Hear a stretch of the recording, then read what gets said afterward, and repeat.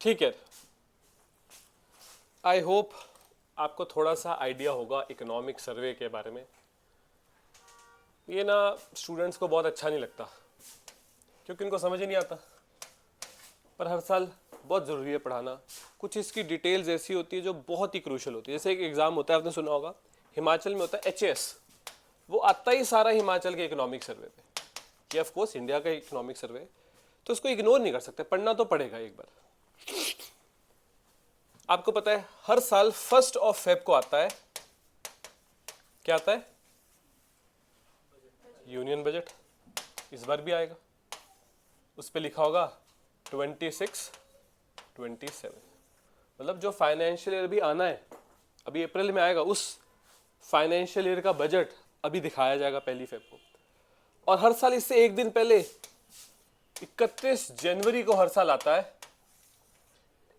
Economic survey, उस पर लिखा हुआ है 25, 26, मतलब हर साल इकोनॉमिक सर्वे आता है जो फाइनेंशियल ईयर चल रहा है उसके लिए, और बजट आता है जो फाइनेंशियल ईयर भी आएगा उसके लिए।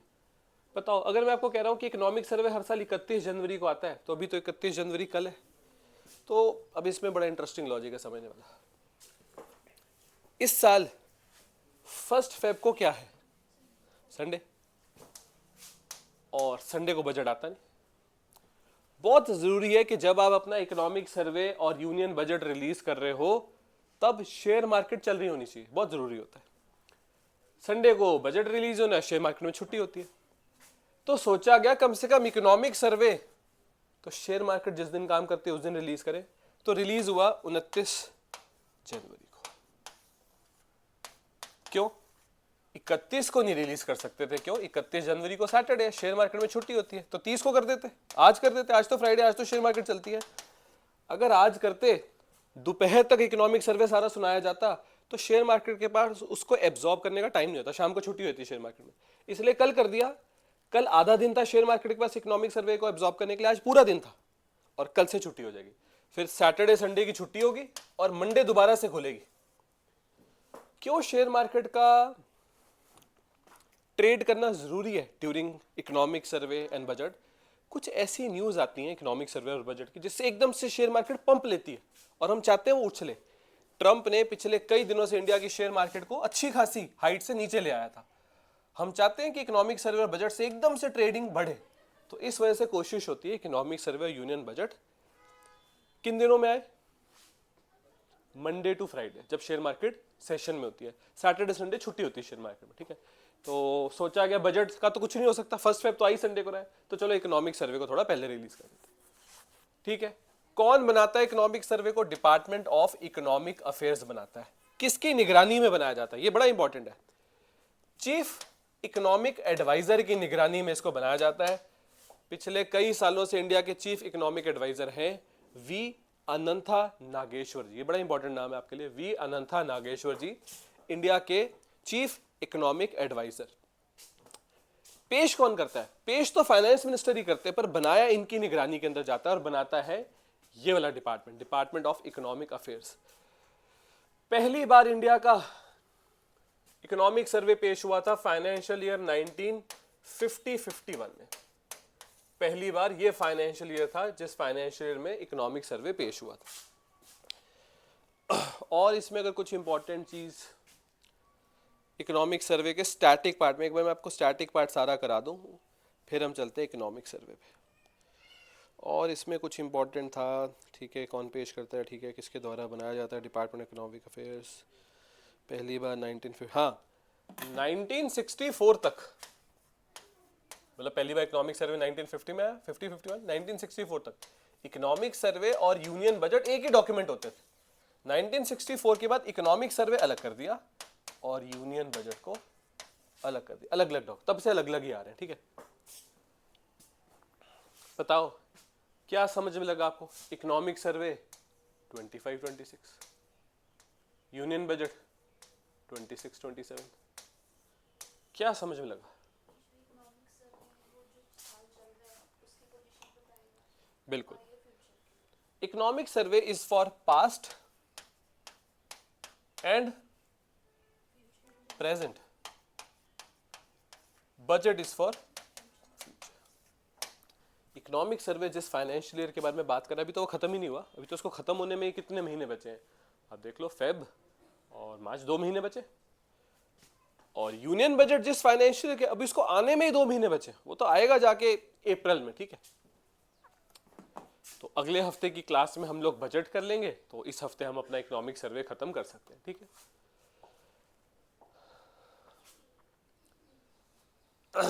मैं सुबह किसी क्लास में पढ़ा रहा था इकोनॉमिक सर्वे, मैंने कराया सारा इकोनॉमिक सर्वे, तो किसी ने बोला क्लास के बाद कि ये सारा नहीं होगा, इसके हाइलाइट्स दे दो। तो मैंने उसको बताया कि ये हाइलाइट्स ही हैं, असल इकोनॉमिक सर्वे तो 600 पेज का है, ये हाइलाइट्स करके ही, ये देखो लिखा तो हुआ है दी हाइलाइट्स डॉक्यूमेंट, हाइलाइट्स करके 45 पेज का होता है, वैसे तो 600 पेज का डॉक्यूमेंट है। ऑफ कोर्स आपके लिए वो 600 पेज इंपॉर्टेंट नहीं है, और ये भी आपको मैं बता दूं, अब आपके लिए ये 45 पेज में भी ऐसे एक एक लाइन रटना जरूरी नहीं होता। इकोनॉमिक सर्वे क्या दिखाता है, ट्रेंड्स कि क्या चल रहा है वो समझने होते हैं, कि अच्छा ये इसके बारे में ये बात कर रहा है, इसके बारे में ये बात, बस वो हमने समझ लेना है, ठीक है। जब भी आप कोई बुक पढ़ते हो, कोई डॉक्यूमेंट पढ़ते हो, उसमें शुरू में होता है इंडेक्स, इसका भी एक इंडेक्स होता है। तो इस बार के इकोनॉमिक सर्वे के इंडेक्स में 15 चैप्टर्स, 15 चैप्टर्स में सारा इकोनॉमिक सर्वे डिवाइडेड है कि हाँ इन चीजों पे हम ध्यान देंगे। एक बहुत ही इंपॉर्टेंट चीज, क्या इकोनॉमिक सर्वे जो फाइनेंशियल ईयर चल रहा होता है उसको स्टडी करके अगले फाइनेंशियल ईयर के लिए कुछ रिकमेंडेशन देता है? 100%। वो रिकमेंड भी करता है कि इस बार हमने ऐसा किया, अगली बार ऐसा करना चाहिए। क्या इकोनॉमिक सर्वे की रिकमेंडेशन सरकार के लिए मानना जरूरी है? क्या ये बाइंडिंग है? नहीं, ये बाइंडिंग नहीं होता। सरकार ने मानी है माने, ना मानी ना माने, सरकार की मर्जी। तो इकोनॉमिक सर्वे अपना काम कर देता है कि पूरे साल में ऐसा ऐसा हुआ, हमने इससे ये सब चीजें समझी, आप अगले साल प्लीज इन चीजों पे ध्यान देना। सरकार मानना चाहती है तो माने, नहीं मानना चाहती तो सरकार की मर्जी। फॉर एग्जाम्पल, आपको एक छोटा सा एग्जाम्पल मैं दे देता हूँ। इकोनॉमिक सर्वे में लिखा हुआ है कि कोयला, पेट्रोलियम प्रोडक्ट्स ये तो यूज नहीं करने, कम यूज करने, पोल्यूशन होता है, तो इनको रिप्लेस करने के लिए, बिजली बनाने के लिए हम लोग सोलर, विंड, इन सब पे ध्यान दे रहे हैं। इकोनॉमिक सर्वे कह रहा है सोलर विंड को छोड़ो, आप न्यूक्लियर पे आ जाओ, न्यूक्लियर में भी पोल्यूशन नहीं होता। सोलर विंड की दिक्कत क्या है, पैसा बहुत ज्यादा लग जाता है और उतना आउटपुट नहीं निकलता। इकोनॉमिक सर्वे कह रहा है ठीक है, जहां सोलर विंड चाहिए सो बना दो, पर ओवरऑल जो कंट्री की इलेक्ट्रिसिटी की डिमांड फ्यूचर में बहुत ज्यादा होने वाली है, वो हम पूरी करते हैं न्यूक्लियर पावर से। ये इकोनॉमिक सर्वे ने साफ साफ लिख दिया, ठीक है। बताओ रिसेंटली वो कौन सा कानून आया था जिसके थ्रू सरकार न्यूक्लियर पावर प्लांट्स में प्राइवेट इन्वेस्टमेंट भी ला रही है? शांति बिल, तो उसके बारे में बात करी हुई है। इस तरह से होता है, ठीक है, इकोनॉमिक सर्वे ऐसे होता है। पढ़ो इन 15 चैप्टर्स के बारे में।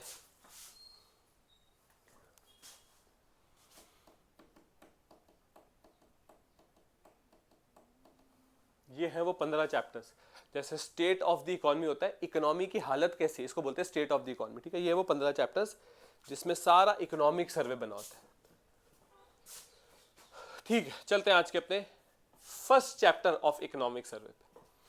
अब देखो बहुत सारी डिटेल्स होती हैं, सारी तो हम कर भी नहीं पाएंगे और सारी पढ़नी भी नहीं होती, हमने अपने काम की चीज निकालनी होती, ठीक है।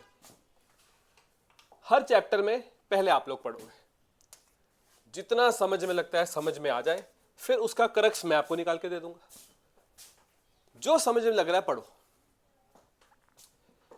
बताओ क्या ये इकोनॉमिक सर्वे आपके सिलेबस पॉइंट ऑफ व्यू से बनाया गया? Of course not, this is a very professional document, पर आपको पढ़ना पड़ेगा। आपके हिसाब से थोड़ा बनाया गया, ऐसा नहीं है इसको सोचना। ये तो जो कोर इकोनॉमिस्ट है उनके लिए होता है, पर आपको भी पढ़ना पड़ेगा।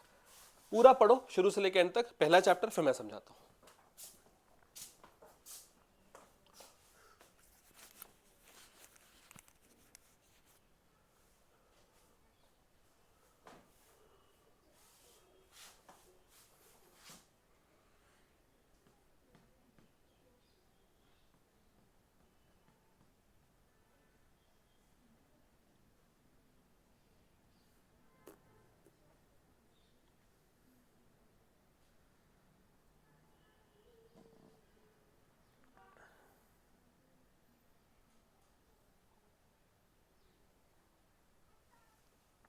अब जैसे पढ़ने लगे तो ऐसे मत पढ़ने लग जाना, FY 16 5 ऐसे नहीं पढ़ना बस, ठीक है। ये क्या लिखा हुआ, ओके, ये क्या लिखा, ऐसे पढ़ते हैं इसको, ठीक है। पढ़ लिया तो बता देना।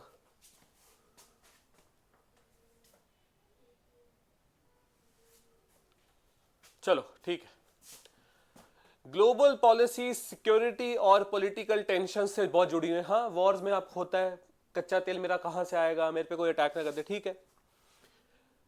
देखो यहां पर फंस गए, rising sovereign yield across the world. बहुत ध्यान से सुनना, एक चीज होती है गवर्नमेंट बॉन्ड।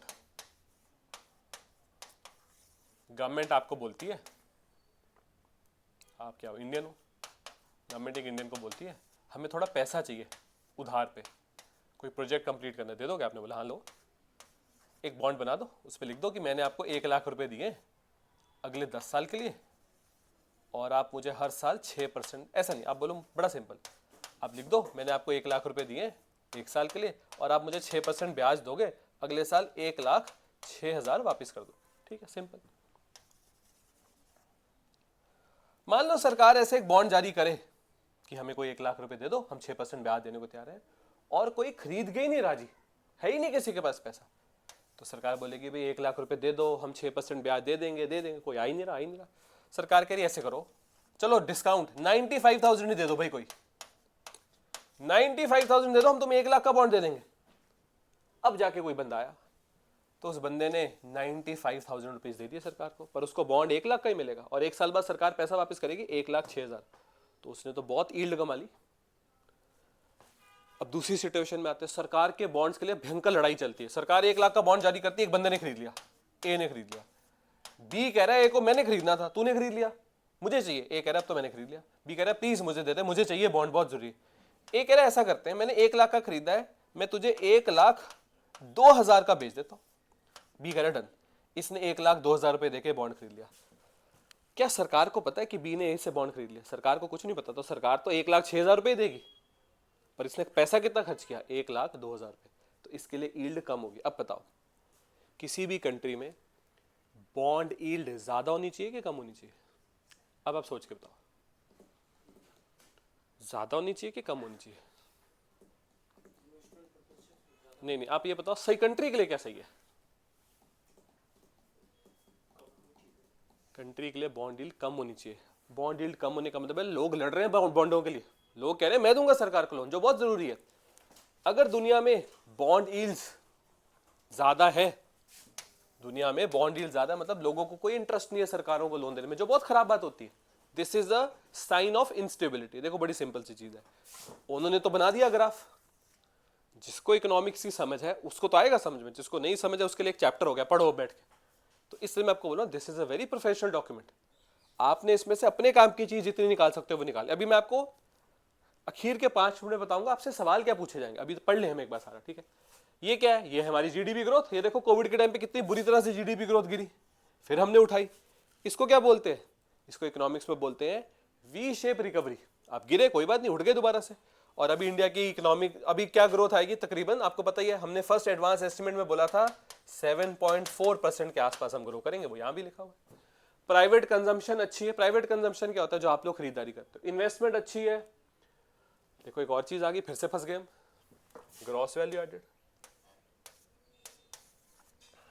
आपको पता है हम सारी इकोनॉमिक्स को नापते रहते हैं जीडीपी पे, GDP, gross domestic product, gross domestic product. एक साल में इंडिया की धरती पे कितनी अमाउंट की गुड्स और सर्विसेज बनाएगी हमारी जीडीपी, हम यही करते रहते हैं। बहुत लोग बोलते हैं इसको हटा के इससे बेटर चीज होती है जीवी। इसमें सिर्फ ये पता लगता है पूरी कंट्री ने कितनी अमाउंट का सामान बनाया, इसमें ये पता लगता है कि इसने कितने का बनाया, इसने कितने का बनाया, इसका क्या कंट्रीब्यूशन था। तो बहुत लोग बोलते हैं जीवीए पे शिफ्ट करना चाहिए, जीडीपी को छोड़ो। अब जीवीए होता है क्या? तो ये आपको मैं वही क्लासिकल एग्जांपल से समझाता हूं जो सारी किताबों में होता है। मान लो आपने 10 लीटर दूध खरीदा, कितने का आएगा? 10 लीटर दूध, अच्छी क्वालिटी का 10 लीटर दूध खरीदा, मान लो 70 रुपए लीटर खरीदा, 700 रुपए लग गए आपके। आपने 10 लीटर दूध से बना दिया खोया, जितना भी बना, 1 किलो 1.5 किलो, पता है आपको कम ही बनता है खोया, तो ज्यादा नहीं बनता, जितना बड़ा आपको फर्क नहीं, बना दिया। वो कितने का बिकेगा? मान लो जितना भी खोया बना वो बिक गया 1,000 रुपए का, तो वैल्यू एडिशन कितने की हो गई? 300 रुपए की। फिर आपने एक खोया लिया, इसमें थोड़ी सी चीनी डाली और इससे बना दी बर्फी, वो बिक गई 1,600 रुपए की। वैल्यू एडिशन कितने का हो गया?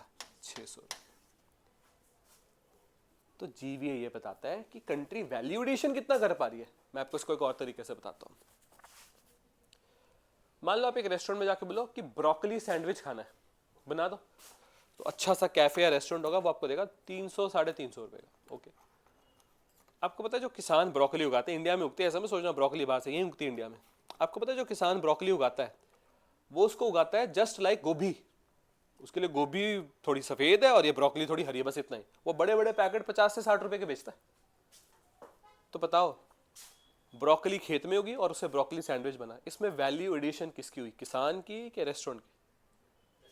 हम चाहते हैं किसान की हो।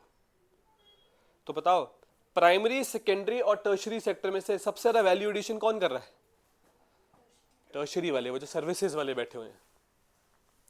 सोचो, आप बाल कटाने गए, 600 रुपए हेयर कट के चार्जेस, उसका क्या लगा? बिजली लगी और थोड़ा सा दुकान का रेंट लगा, और तो कुछ भी लगा। उसने क्या बाल ही काटे, कोई ऐसे कैंची खराब तो नहीं होगी उसकी, आप समझ रहे हो? पर उससे इतने पैसे ले लिए आपसे। ये जो आप अपने घर पे इंटरनेट वगैरह चलाते हो, ये एयरटेल का, जियो का क्या लगता है? उनकी लिटरली इलेक्ट्रिसिटी लगती है बस, और आपसे प्राइस काफी लेते हैं। तो टर्शरी सेक्टर में वैल्यू एडिशन बहुत ज्यादा होती है। हम चाहते हैं प्राइमरी में भी हो, किसान को भी कमाने को मिले, सेकेंडरी में भी हो, फैक्ट्री को भी कमाने को मिले, इसको बोलते हैं वैल्यू एडिशन। ठीक है, ओके। और देख लेते हैं इसमें अगर कुछ ऐसा है जो, ये देखो, एग्रीकल्चर का जीवीए सबसे कम होता है और सर्विसेज का जीवीए सबसे ज्यादा था। हम बोलते हैं एग्रीकल्चर का भी बढ़े भाई, ये भी बहुत जरूरी है। आगे चलते हैं, पढ़ो शुरू से लेके एंड तक सारा पढ़ो, फिर मैं समझाता हूं।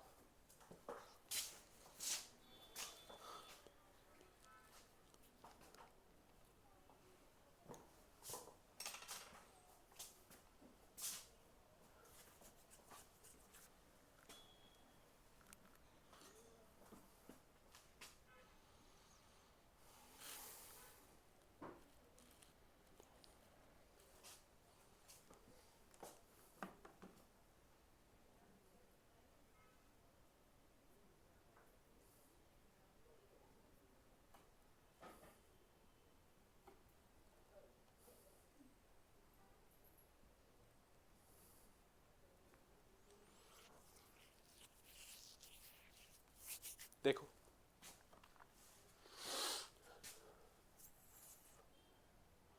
फिस्कल डेफिसिट क्या होता है? फिस्कल डेफिसिट होता है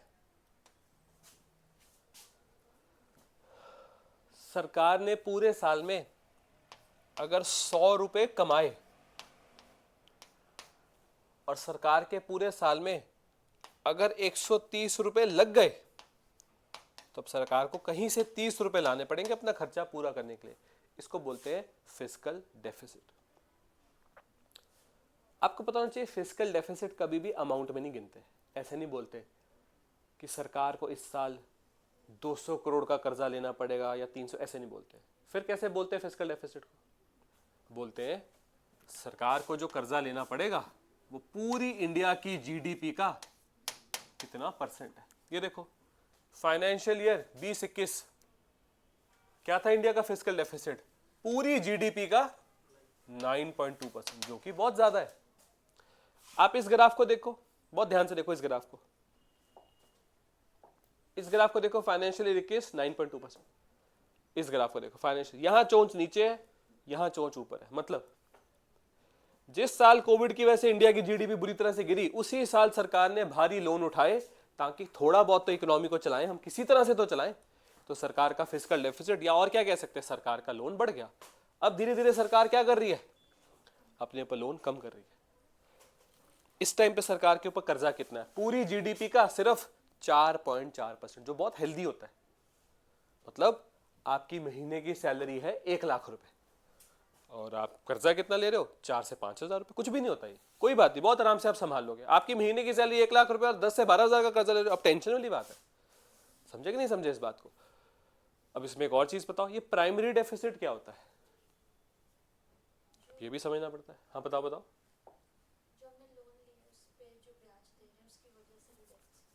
मान लो कोई स्टेट की गवर्नमेंट ने पूरे साल में 40,000 करोड़ का कर्जा ले लिया। मान लो पंजाब सरकार ने पूरे साल में 40,000 करोड़ का कर्जा लिया। आप कह रहे हो इतना तुमने कर्जा लिया, तुम्हारे पास हिसाब सिर्फ 12,000 करोड़ का है खर्चे का, बाकी 28,000 करोड़ कहां है, क्या तुमने करप्शन में खा लिया? वो कह रहे हैं नहीं नहीं, this is our primary deficit, ये तो कुछ और है। मतलब वो कह रहे हैं भाई हमारे पास तो इतना ही आया, हम इसी से काम कर पाए, तो ये बाकी का कहां गया? वो कह रहे हैं जो पुराने कर्जे लिए हुए हैं सरकारों ने, हमने नहीं, हमसे पहले सरकारें थी, उस कर्जों के ब्याज भी तो पे करने। प्राइमरी डेफिसिट लोन का वो हिस्सा होता है जो एक्चुअल में आप यूज करते हो, बाकी तो ब्याज में जा रहा है, पुराने ब्याज भी तो देने होते हैं। ये बड़ी इंटरेस्टिंग चीज लिखी है भाई, अगर आप समझ पाओ।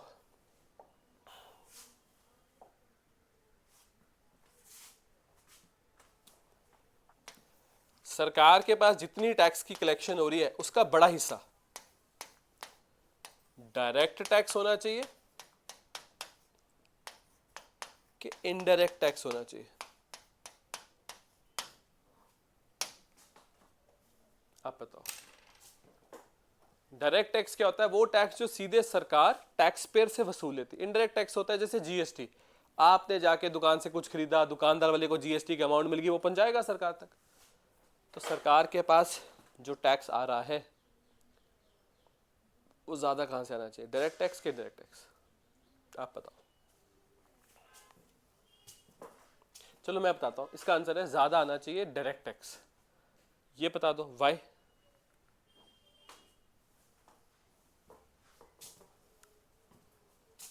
मैं बताता हूं। डायरेक्ट टैक्स कौन पे करता है?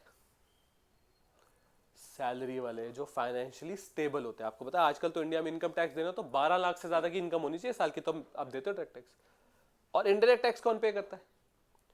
इनडायरेक्ट टैक्स सारा इंडिया पे करता है। जब आप मार्केट से सामान खरीदने जाओ जीएसटी लग जाता है। अब एक अमीर इंसान सामान खरीदने जाए तो भी जीएसटी लगेगा, एक बेचारा गरीब खरीदने जाए तो भी जीएसटी लगेगा।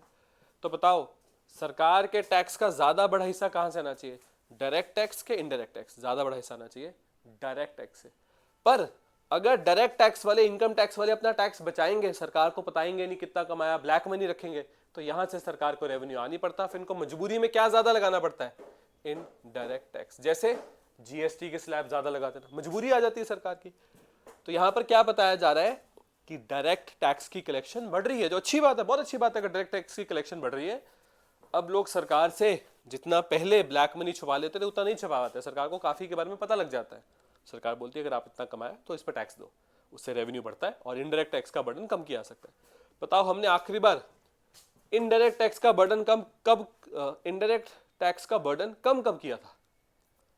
ये देखो पिछले साल किया तो था जब जीएसटी के स्लैब बदल दिए थे। पहले 4 स्लैब होते थे, 5%, 12%, 18%, 28%। 28 वाली सारी आइटम 18 में डाल दी, 12 वाली सारी आइटम 5 में डाल दी। तो इससे सरकार ने इनडायरेक्ट टैक्स की जो कलेक्शन थी और इनडायरेक्ट टैक्स का जो बर्डन था लोगों पे उसको कम किया।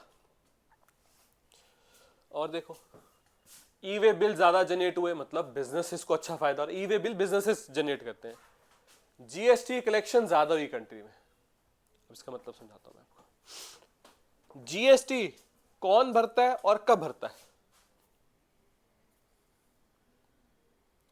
जीएसटी हमेशा भरता है एंड कंज्यूमर, मतलब आप लोग। और कब भरते हो? एंड कंजम्पशन के टाइम पे। फॉर एग्जांपल मारुति सुजुकी ने कुछ टायर्स खरीदे एमआरएफ से, क्या मारुति सुजुकी उन टायर्स की परचेज पे जीएसटी भरेगा? आप बताओ। मैंने क्या बोला? जीएसटी कौन भरता है और कब भरता है? And consumer. और कब भरता है? And consumption. क्या एमआरएफ के टायर्स का एंड कंज्यूमर मारुति सुजुकी होने वाला है? ना, आप लोग होने वाले हो, तो वो क्यों भरेगा? और क्या मारुति सुजुकी ने अगर एमआरएफ से टायर्स खरीद लिए तो क्या वही घिस देगा ना, आप लोग घिसोगे? तो मारुति सुजुकी जीएसटी पे ही नहीं करेगा। मारुति सुजुकी सिर्फ वो अमाउंट पे करेगा जितने के टायर्स हैं एमआरएफ वाले को, ठीक है? एमआरएफ ने टायर मारुति सुजुकी को दे दिया। फिर जीएसटी कब पे किया जाएगा? जब आप गाड़ी खरीदोगे, उस गाड़ी पे जीएसटी लगेगा, क्योंकि उस गाड़ी का पार्ट टायर्स भी है, तो आपने टायर की भी पेमेंट करी है और आपने जो जीएसटी पे किया उसमें से टायर का भी जीएसटी निकल गया। तो जीएसटी हमेशा कौन पे करता है? And consumer. हमेशा कब पे करता है? एंड कंजम्पशन पे। बताओ अगर जीएसटी की कलेक्शन ज्यादा है इसका मतलब क्या है? इसका मतलब है एंड कंजम्पशन भी ज्यादा ही हो रही होगी, और तो क्या ही मतलब हो सकता है इसका। ठीक, इसको इतने को पढ़ो, ये जो लिखा हुआ इसको पढ़ो, आ जाएगा आपको, सारा समझ में आएगा आपको। ऐसा कुछ नहीं है जो आपको समझ में ना लगे, पढ़ो इसको। पता है आपको एक 40% भी होता है जीएसटी का स्लैब, पर वो सिन गुड्स के लिए होता है, आपकी डे टू डे जिंदगी में 40% वाला स्लैब नहीं आता।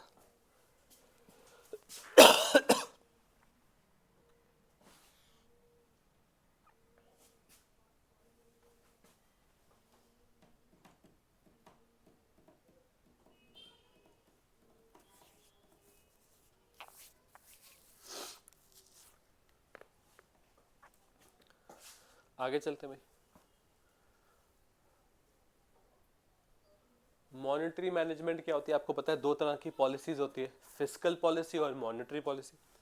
फिस्कल पॉलिसी में इन सब चीजों के ऊपर डिस्कशन होती है कि भाई लोगों पे टैक्स कितना लगाना है, लोगों पे लगाए गए टैक्स का जो पैसा है उसको खर्च कहाँ करना है, इसको बोलते हैं fiscal policy of India. Fiscal policy बनाती है फाइनेंस मिनिस्ट्री। फिर एक आती है मॉनेटरी पॉलिसी, कितना पैसा रिलीज करवाएं बैंकों से, ये पैसा पब्लिक के पास पहुंचेगा तो पब्लिक इसको किस तरह से खर्चेगी, जीडीपी की ग्रोथ किस तरह से आएगी, इन्फ्लेशन किस तरह से होगी, ये होती है मॉनेटरी पॉलिसी। मॉनेटरी पॉलिसी को चलाता है आरबीआई। मॉनेटरी मैनेजमेंट का वही मतलब हुआ कि भाई जो पैसा है उसको रिलीज करने के थ्रू हम अपने काफी सारी चीजों को पूरा कराएं। बताओ जब आप मार्केट में ज्यादा पैसा रिलीज करोगे तो क्या बढ़ेगी, जब आप मार्केट में ज्यादा पैसा रिलीज करोगे तो लिक्विडिटी बढ़ेगी, लिक्विडिटी बढ़ी तो जीडीपी ग्रोथ भी बढ़ती है, तो आपने जीडीपी ग्रोथ का टारगेट पूरा कर लिया। वो सब यहां लिखा हुआ है। अगर आप बहुत ध्यान से देखो यहां साफ साफ लिखा हुआ है सारे रेट्स घटे हैं, तो बताओ जब रेट्स घटते हैं तो क्या बढ़ती है, लिक्विडिटी। जब लिक्विडिटी बढ़ती है तो ग्रोथ भी बढ़ने की कोशिश करती है। बैंक्स के द्वारा जो क्रेडिट लोन वगैरह दिए गए वो बढ़े हैं। पता है आपको एपीवाई क्या है, अटल पेंशन योजना, एनपीएस नेशनल पेंशन स्कीम, उसके सब्सक्राइबर्स बढ़े। आपको पता है अगर आज चाहो ना,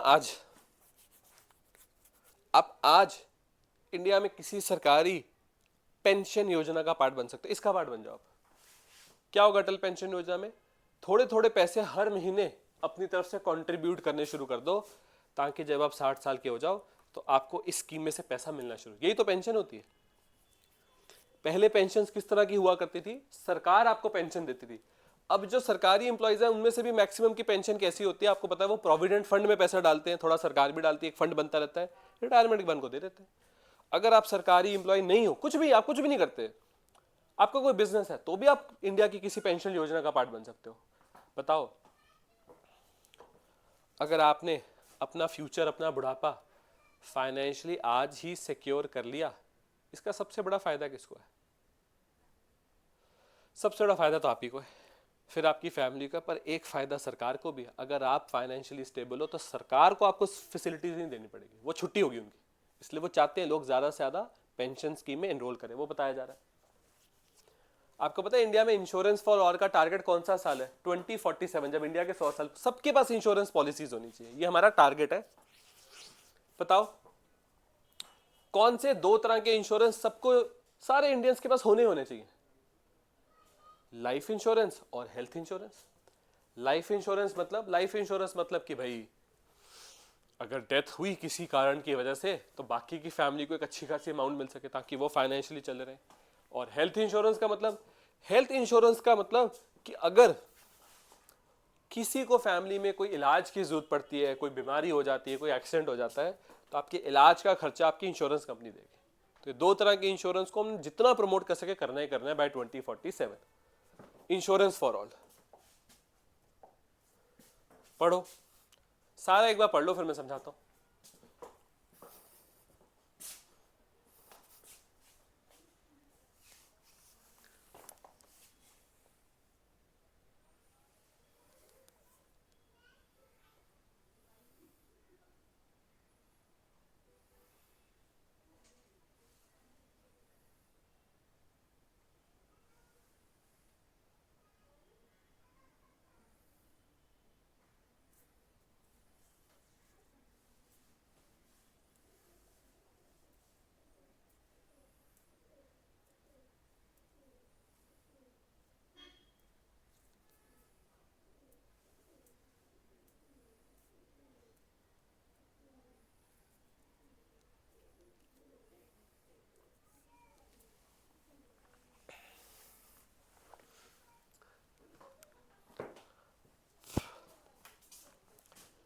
आपको पता है अगर एक कंपनी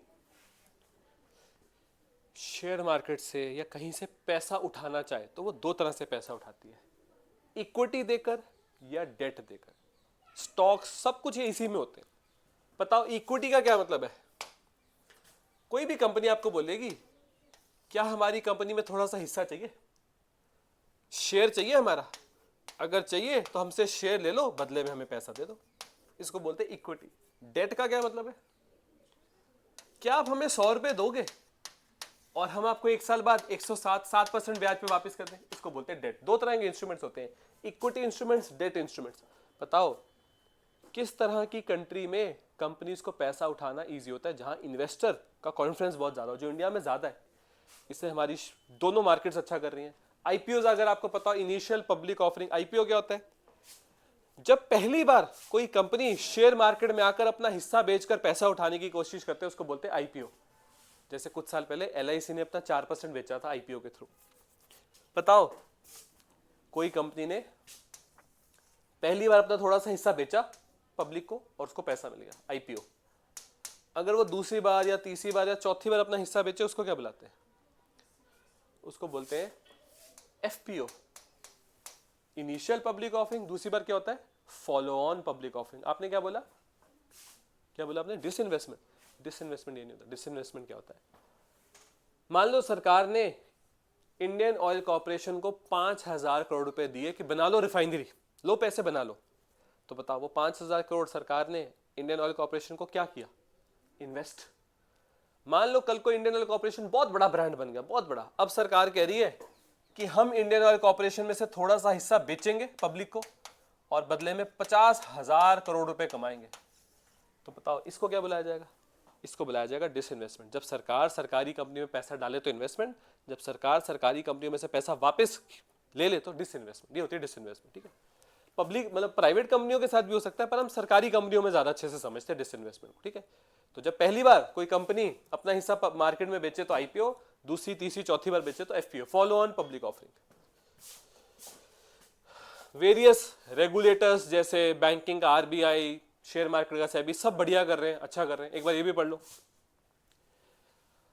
माइक्रो क्रेडिट क्या होता है? माइक्रो क्रेडिट छोटे लोन्स जो रूरल एरियाज में दिए जाते हैं, वो अच्छे से दिए जा रहे हैं। वुमेन एंटरप्रेन्योर्स, जो फीमेल्स अपना बिजनेस शुरू कर रही है, उनको अच्छे से लोन प्रोवाइड हो रहा है। पीएम स्वनिधि, पता है आपको स्वनिधि योजना क्या होता है? ये जो हॉकर्स वगैरह नहीं होते, स्ट्रीट वेंडर्स, हॉकर्स या रेडी वाले, इनको छोटे लोन्स दिए जाते हैं। जैसे कोविड के बाद तो कुछ पता ही नहीं लगा कहाँ गए रेडियां, कहाँ गए बिजनेस, तो सरकार ने छोटे छोटे लोन्स दिए इनको स्वनिधि योजना के अंदर कि शुरू करो बिजनेस अपना। कोई बात नहीं, आप टेंशन ना लो, सरकार सपोर्ट करेगी आप। इससे हमको एक चीज समझ में लगती है, ये जो रेडी वगैरह का काम होता है, हॉकर्स जो आपके गली गली आते हैं, स्ट्रीट फूड, सरकार इस इंडस्ट्री को बिल्कुल बंद नहीं करना चाहती। बताओ क्यों? कितना एम्प्लॉयमेंट दे रही है इंडस्ट्री, कितना अगर इन सबको हटा देंगे तो इनका एम्प्लॉयमेंट कौन देखेगा? फिर तो अनएम्प्लॉयड हो जाएंगे सारे।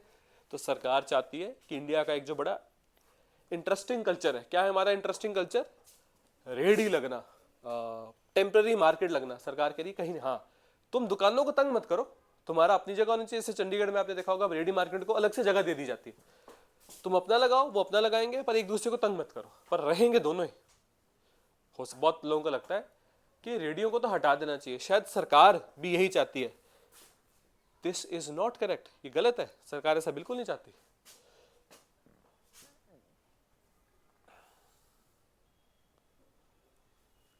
पढ़ो एक्सटर्नल, 4 चैप्टर है एक्सटर्नल सेक्टर, हमारा ट्रेड, हमारे फॉरेक्स, ये सब होता है इसमें।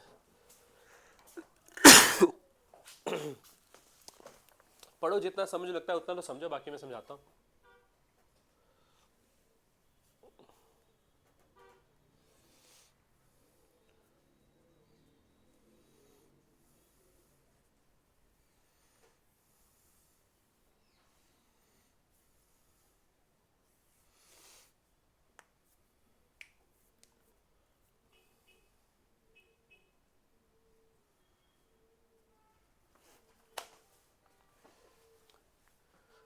ट्रेड बढ़ रहा है, ट्रेड के प्रॉफिट्स बढ़ रहे हैं। सर्विसेज, पता ना आपको, ट्रेड में दो तरह की चीजों का ट्रेड होता है, गुड्स और सर्विसेज। गुड्स मतलब कोई फिजिकल प्रोडक्ट, जैसे पेन ड्राइव, ये बोर्ड, कुछ भी, ये गुड्स। सर्विस मतलब जैसे आप ब्राजील की एक कंपनी के लिए सॉफ्टवेयर डिजाइन कर रहे हो, ऑस्ट्रेलिया की एक कंपनी के लिए ऐप बना रहे हो, कनाडा की एक कंपनी के लिए कॉलिंग कर रहे हो, इन सबको बोलते हैं सर्विसेज। तो दोनों गुड्स और सर्विसेज दोनों के ट्रेड में हमें अच्छे खासे नंबर्स देखने को मिल रहे हैं। बताओ ट्रेड बढ़ाने के लिए क्या किया जाता है? अभी हमने रिसेंटली यूरोपियन यूनियन के साथ क्या किया? Trade agreement sign. Free trade है कि नहीं है वो बाद में देख, ट्रेड एग्रीमेंट साइन किया। ट्रेड एग्रीमेंट में सब कुछ आ गया। तो देखो कितने ट्रेड एग्रीमेंट पिछले 5 साल में साइन किए, पढ़ो इनको अच्छे से। बताओ ट्रेड एग्रीमेंट साइन करने से ट्रेड बढ़ता क्यों है? क्योंकि फिर आप आपस के ट्रेड को बिना टैरिफ्स का, बिना टैक्स का ट्रेड बना रहे हो तो बढ़ना ही है ट्रेड आपका इवेंचुअली। तो अगर आपने टैक्स टैरिफ हटा दिया तो ट्रेड तो बढ़ेगा ही बढ़ेगा। क्या फर्क आएगा इंडिया और यूरोपियन यूनियन के बीच में इस ट्रेड डील के बाद? तो मान लो स्विट्जरलैंड की एक कंपनी, जैसे आपने सुना एक चॉकलेट कंपनी है लिंट, LINDT, ठीक है, उसकी चॉकलेट बड़ी फेमस आती है। या नेस्ले सुना है? नेस्ले, नेस्ले भी स्विट्जरलैंड का ही ब्रांड। मान लो नेस्ले की एक चॉकलेट है जो स्विट्जरलैंड में बनती थी और इंडिया में बिकती थी 450 रुपए। 450 की क्यों थी? मान लो उस चॉकलेट पे सरकार 100% की इंपोर्ट ड्यूटी लगा रही थी। क्यों भाई 100% की इंपोर्ट ड्यूटी क्यों लगा रहे थे तुम? वो 200 रुपए की चॉकलेट 400 की क्यों कर दी? सरकार का कहना था अगर ये चॉकलेट बाहर से आके बिकेगी तो हमारी जो डोमेस्टिक चॉकलेट इंडस्ट्री उसको नुकसान होगा, तो हमने लगा दी इंपोर्ट ड्यूटी। अब ट्रेड एग्रीमेंट के बाद सरकार बोली कि चलो ऐसा करते हैं, यूरोप की चॉकलेट मार्केट पे इंपोर्ट ड्यूटी 100% से घटा के 15%, तो वही जो 200 रुपए की चॉकलेट थी 230 रुपए की बिक जाएगी, पहले 400 की बिक रही थी। तो इससे तो उनका फायदा हुआ, हमारा फायदा क्या हुआ? हमारा सामान भी तो वहां जा रहा था, उस पर भी तो टैक्स हटेगा, दोनों पे टैक्स हटता है, ठीक है। इंटरनेशनल ट्रेड में टैक्स को क्या बुलाते हैं? टैरिफ। तो टैरिफ हट जाते हैं, इससे फायदा होता है, ठीक है। 27 अभी के लिए 27 है, कम ज्यादा हो सकती है। जैसे पहले यूके इसका पार्ट होता था, वो छोड़ के चला गया। अभी के लिए यूरोपियन यूनियन में 27 कंट्रीज है और इसके हेडक्वार्टर्स है बेल्जियम की कैपिटल ब्रसल्स में। बेल्जियम एक कंट्री है यूरोप की, उसकी कैपिटल ब्रसल्स में। ये देखो मर्चेंडाइज मतलब, मर्चेंडाइज का मतलब गुड्स। दो तरह की चीजों का ट्रेड होता है, गुड्स और दूसरा क्या? सर्विसेज। गुड्स को और क्या बुला लिया जाता है? मर्चेंडाइज या मर्क, दोनों में से कुछ भी मिला, ठीक है। तो गुड्स और सर्विस दो तरह का ट्रेड होता है। ओके पढ़ो भाई, फिर मैं समझाता हूं, इसमें बड़ा कुछ है समझने वाला। आप सब पे पढ़ लो एक बार अच्छे से, जितना आपको समझ में लगता है।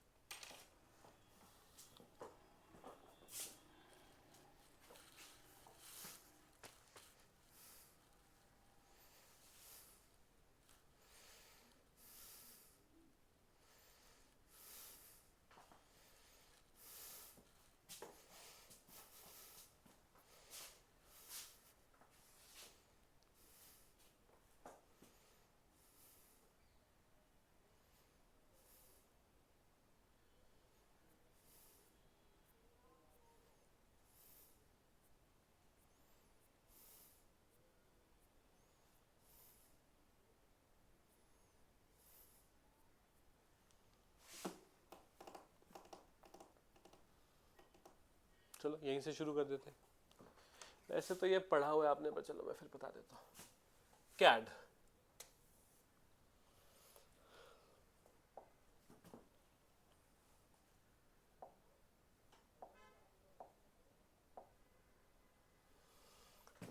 इंडिया का पूरी दुनिया के साथ जो पैसे का लेन देन है उसको बोलते हैं बैलेंस ऑफ पेमेंट। ये दो अकाउंट्स में मैनेज किया जाता है, current account, capital account. India का पूरी दुनिया के साथ जो पैसे का हिसाब किताब है वो दो अकाउंट्स में मैनेज किया जाता है, करंट अकाउंट। यहां लिखा जाता है हमारा पूरी दुनिया के साथ ट्रेड का हिसाब किताब कैसा था, यहां लिखा जाता है हमारा पूरी दुनिया के साथ इन्वेस्टमेंट का हिसाब किताब कैसा था। ट्रेड में हम दुनिया को ज्यादा बेचते हैं कि दुनिया से ज्यादा खरीदते हैं?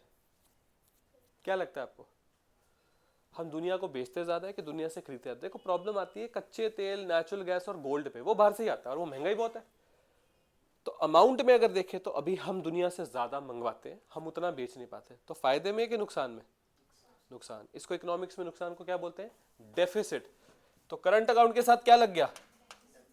तो इसको क्या बुलाते हैं? CAD, current account deficit. तो बताओ कैड ज्यादा होना चाहिए कि कम होना चाहिए? कम होना चाहिए। तो वो कंफर्टेबल का मतलब है वो उतना ही चल रहा है, ज्यादा हिल नहीं रहा। कैपिटल अकाउंट, हमारे इंडिया में ज्यादा इन्वेस्टमेंट आती है दुनिया से कि इंडिया दुनिया में ज्यादा इन्वेस्ट करता है? हम नहीं दुनिया में इन्वेस्ट करते, दुनिया ही इंडिया में ज्यादा इन्वेस्ट करती है, जिसको बोलते हैं फॉरेन डायरेक्ट इन्वेस्टमेंट। तो कैपिटल अकाउंट में हम सरप्लस में कि डेफिसिट में? सरप्लस में। वो है नहीं यहाँ पर लिखा हुआ, मैंने आपको ऐसे ही बता दिया कि दो अकाउंट्स होते हैं, ठीक है। यहाँ पर बात किसके बारे में हो रही है? कैड।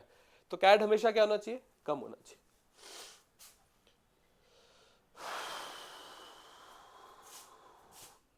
एफडीआई इंडिया में बढ़ रहा है।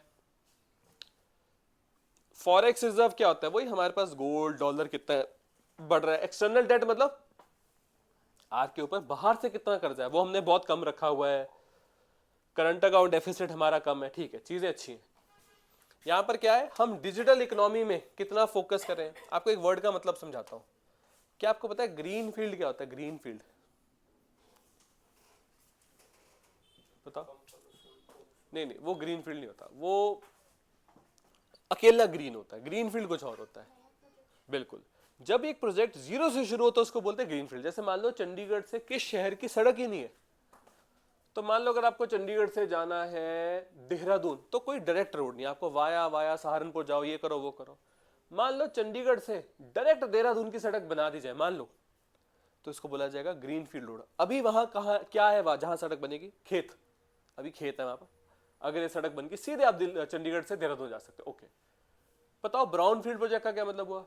चंडीगढ़ से शिमला तक सड़क है, पर आपने 4 लेन की सड़क को 6 लेन का कर दिया, तो उसी प्रोजेक्ट को और बढ़ा दिया, उसको बोलते हैं brown field project. Green field, brown field. Green field मतलब जीरो से शुरू करना, ब्राउन फील्ड मतलब ऑलरेडी काम हुआ था, आपने उसको और ग्रो करवा दिया। दो तरह के प्रोजेक्ट्स होते हैं। पता है आपको इन्फ्लेशन तो पिछले साल आई नहीं, पता है आपको, बहुत कम थी पिछले साल इन्फ्लेशन। हम हैरान हो गए देख के, इतनी कम इन्फ्लेशन कैसे हो सकती है। देखो पढ़ो, फिर समझाता हूं मैं आपको। इन्फ्लेशन तो पिछले साल हमको मतलब डर लगने लग गया कि इतनी कम इन्फ्लेशन कैसे हो सकती है। देखो अब इकोनॉमिक सर्वे वालों ने समझाया इन्फ्लेशन इतनी कम कैसे थी।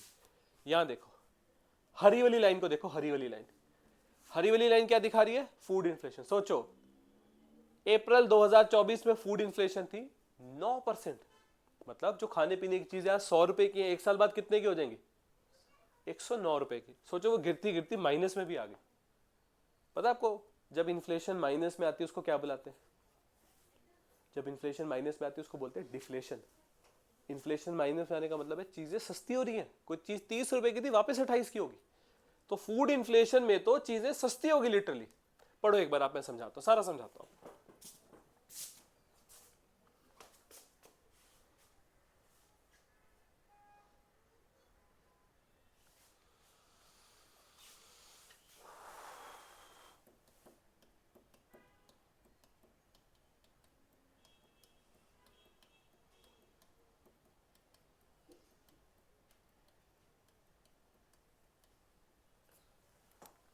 तो ये कह रहे हैं किसी भी तरह की इन्फ्लेशन को चेक कर लो, नीचे ही आई है, मतलब चीजें सही थी।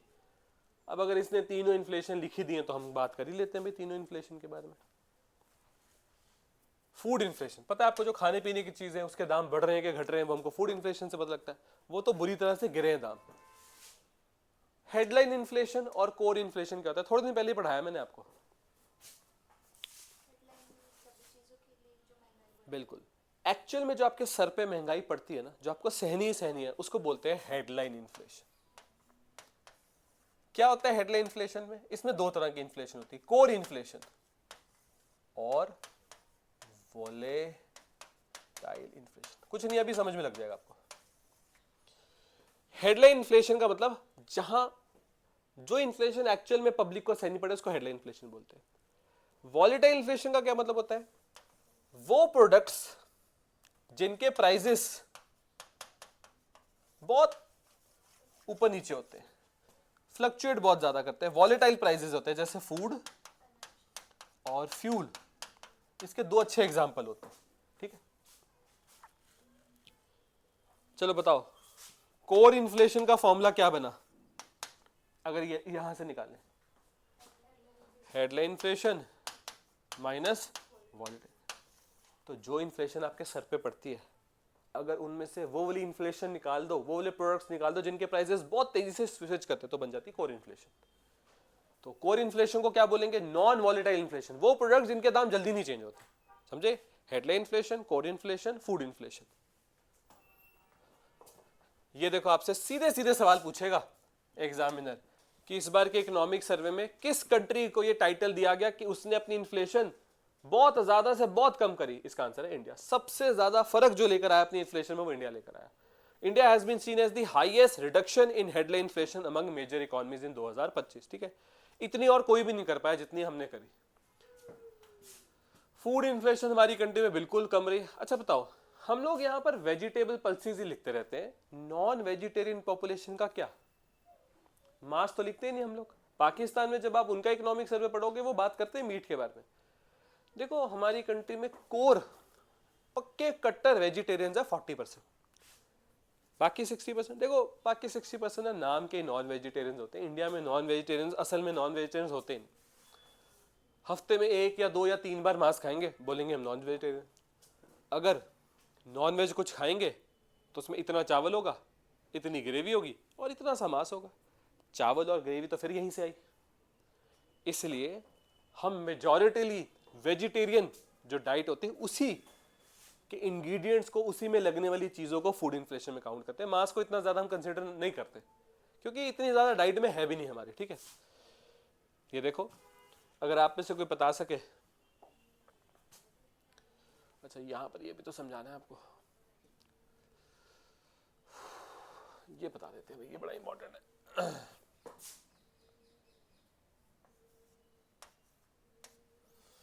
अगर आप में से कोई बता सके बेस इफेक्ट क्या होता है?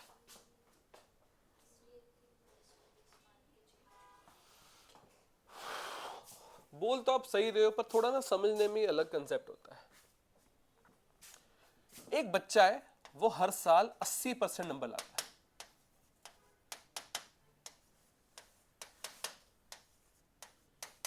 किसी एक साल वो 60% नंबर लाया, उसके अगले साल वो फिर 80% पे चला गया। एक टीचर है जो उसको यहां से पढ़ा रहा है और एक टीचर है जो यहां आया पढ़ाने के लिए। क्या ये ग्रोथ है?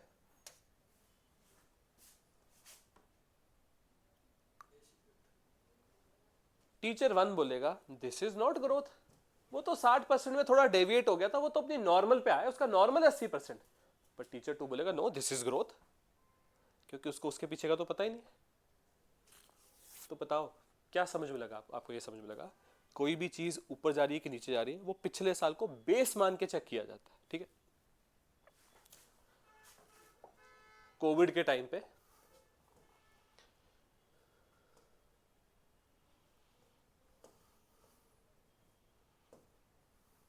यहां से हम यहां चढ़े, क्या यहां से यहां ग्रोथ मानी जाए? क्या इसको ग्रोथ माने? देखो अगर आप पूरा बेस लोगे तो दिस इज नॉर्मलाइजेशन, पर अगर कोई यहां से देख रहा तो वो बोलेगा बिल्कुल यही तो ग्रोथ होती है। और ग्रोथ क्या होती है? तो बेस ईयर इफेक्ट क्या होता है? पिछले साल से चीज को कंपेयर किया तो समझ में लगा। मैं आपको एग्जांपल देता हूं। बहुत टाइम से इंडिया की ग्रोथ अच्छी नहीं आ रही थी, एकदम से अच्छी ग्रोथ है। ठीक है, उसके अगले साल भी हमने थोड़ा बढ़िया किया, पर वो ज्यादा बढ़िया नहीं लगेगा। क्यों? क्योंकि पिछले साल बेस ही इतना स्ट्रांग हो गया कि अगले साल की ग्रोथ को कंसिडर ही कोई नहीं करेगा। मैं आपको इसका मतलब समझाता हूं। एक बच्चा हर साल 60%, 60%, 60%, 60% नंबर लाता है। एक साल वो लेके आया 60 से सीधे 70%, भाई लोगों ने बोला कमाल ही कर दिया। उसके अगले साल वो 70 से 72% पे गया। अगर उसका पूरा 60 60 60 काउंट करो तो 60 के मुकाबले तो 72 बहुत अच्छा है, पर जस्ट उससे एक साल पहले कंपेयर करो तो वो 70 से 72 पे गया। तो बेस ईयर इफेक्ट क्या बोलेगा? कि ग्रोथ ज्यादा हुई है। बेस इफेक्ट बोलेगा ग्रोथ तो हुई नहीं, ये तो 70 पे था 72 पे है। पर आप उसका नॉर्मल भी तो चेक करो। तो बेस ईयर इफेक्ट की वजह से होता क्या, कई बार बेस ईयर इफेक्ट की वजह से नंबर्स गलत आ जाते हैं। जैसे यहां पर इतनी ज्यादा कम जीडीपी ग्रोथ क्यों आई? क्योंकि फैक्ट्रियां तो बंद थी, लॉकडाउन लगा हुआ था। जैसी अगले साल फैक्ट्रियां खुली और थोड़ा सा नॉर्मल सा ही काम हुआ, ग्रोथ आई 12%। क्या सच में 12% की ग्रोथ थी? नहीं, वो तो फैक्ट्रियां खुली थी, वो 12% की ग्रोथ होने पर बेस ईयर इफेक्ट ने बोला ना ना ये तो बहुत ज्यादा ग्रोथ है। तो कई बार बेस ईयर इफेक्ट को हमें कंसिडर करना पड़ता है कि इसकी वजह से नंबर खराब भी हो जाता है। आप समझ रहे कि नहीं समझ रहे? इसको बोलते हैं base year effect. Base year का हमेशा मतलब क्या होता है? पिछला साल देखो। अगर किसी बच्चे ने वैसे जिंदगी में अच्छी पढ़ाई करी, पिछले साल ही उसके नंबर कम आए और इस साल वो अपने फिर से नॉर्मल पे आ गया, तो बेस ईयर इफेक्ट की वजह से उसने तो बड़ा इंप्रूव कर लिया। पर आप ओवरऑल देखोगे तो दैट इज जस्ट नॉर्मलाइजेशन। ये होता है फर्क असल में। इसको बोलते हैं base year concept.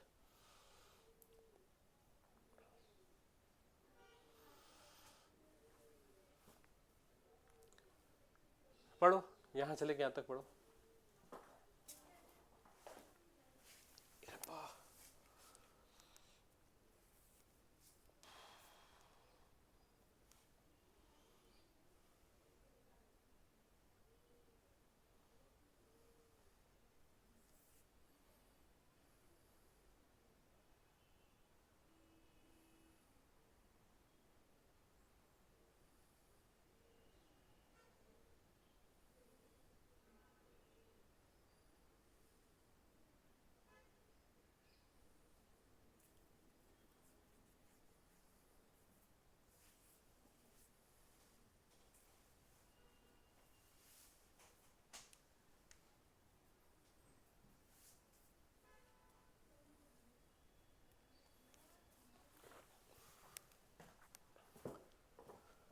Core inflation कम रही, ये आपके काम की चीज नहीं होती। इन्फ्लेशन कम क्यों रही वो समझाया हुआ है। अब ये देखो यहां पर क्या दिखाया जा रहा है। दालों के प्राइसेस हमने बहुत ज्यादा वॉलेटाइल नहीं होने दिए। हमने पिछले कुछ टाइम में दालों के प्राइसेस को क्या किया है? कंट्रोल। अगर आप दालों के प्राइसेस को कंट्रोल करोगे तो आपकी कौन सी इन्फ्लेशन हमेशा हाथ में रहेगी? Food inflation. अब फूड इन्फ्लेशन बहुत इंपॉर्टेंट होता है। फूड इन्फ्लेशन, आप बताओ,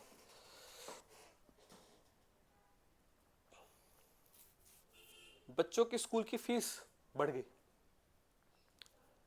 आपके पूरे महीने के बजट पे उसका इंपैक्ट कितनी बार आएगा? एक बार। दूध महंगा हो गया, पूरे बजट पे उसका इंपैक्ट दिन में कितनी बार आएगा? 2 से 3 बार। जब चाय बनाओगे बच्चों को, आप समझ रहे हो? इन्फ्लेशन कहती है कुछ चीजों का इंपैक्ट ज्यादा पड़ता है, कुछ चीजों का इंपैक्ट कम पड़ता है। हमारी है वेजिटेरियन डाइट, और वेजिटेरियन डाइट में आपको पता है दालों की इंपॉर्टेंस बहुत ज्यादा है। अगर दालों का प्राइस वॉलेटाइल रहा तो फिर फूड इन्फ्लेशन भी वॉलेटाइल रहेगी। अगर हमने दालों के प्राइसेस की वॉलेटिलिटी को कंट्रोल कर लिया तो हमारी फूड इन्फ्लेशन की वॉलेटिलिटी भी कंट्रोल हो जाएगी। बताओ कैसे पता लग रहा है वॉलेटिलिटी कंट्रोल हो गई है? जितना ये ग्राफ ऐसे से होगा उतनी वॉलेटिलिटी ज्यादा है, जितना ये ग्राफ कम ऐसे से होगा उतनी वॉलेटिलिटी कम है। जैसे आपको पता होगा कि हार्ट बीट या बीपी, उसका भी एक ऐसा ग्राफ बनता है। तो ग्राफ कैसा होना चाहिए? ऐसा कि ऐसा ग्राफ होना चाहिए, ऐसा। ये स्टेबल बॉडी पैरामीटर्स को दिखाता है, ये इनस्टेबल बॉडी पैरामीटर्स, एकदम से बीपी बढ़ रहा है वो नहीं होना चाहिए। आप समझ रहे हो? तो हम चाहते हैं इस तरह से प्राइसेस बढ़े, उससे चीजें कंट्रोल में रहती है हमेशा।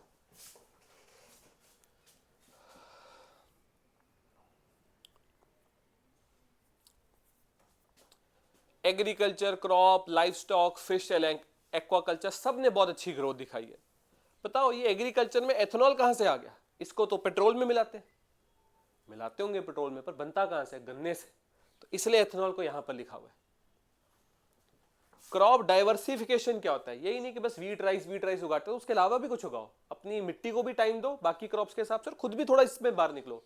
वीट राइस के साइकिल में फंसे रहोगे तो पानी भी खत्म हो जाएगा, मिट्टी भी खराब हो जाएगी। तो क्रॉप डाइवर्सिफिकेशन की तरफ बहुत पुश किया जाता है। यहां क्या लिखा हुआ है? हमारे एग्रीकल्चर सेक्टर में जितनी स्कीम्स चल रही हैं, सारा एक बार पढ़ो फिर समझाता हूं।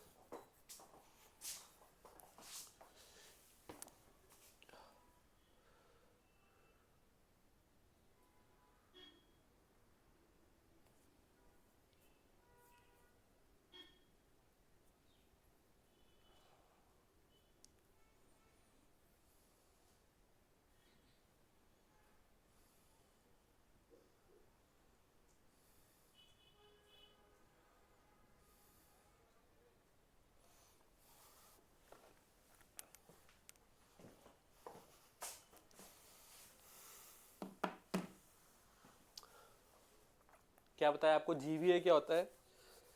जीवीए होता है जब किसी इंसानी प्रोसेस की वजह से एक स्टेज से दूसरी स्टेज में चीज़ की वैल्यू बढ़ी, तो एग्रीकल्चर सेक्टर का जीवीए अच्छा है, फिशरीज का जीवीए बहुत अच्छा है, लाइफ स्टॉक आपको पता है, जो घरों में या जानवरों को जो रखा जाता है जैसे मुर्गी रखना, ये सब उसको लाइफ स्टॉक बोलते हैं, क्रॉप्स का जीवीए अच्छा है, ठीक है।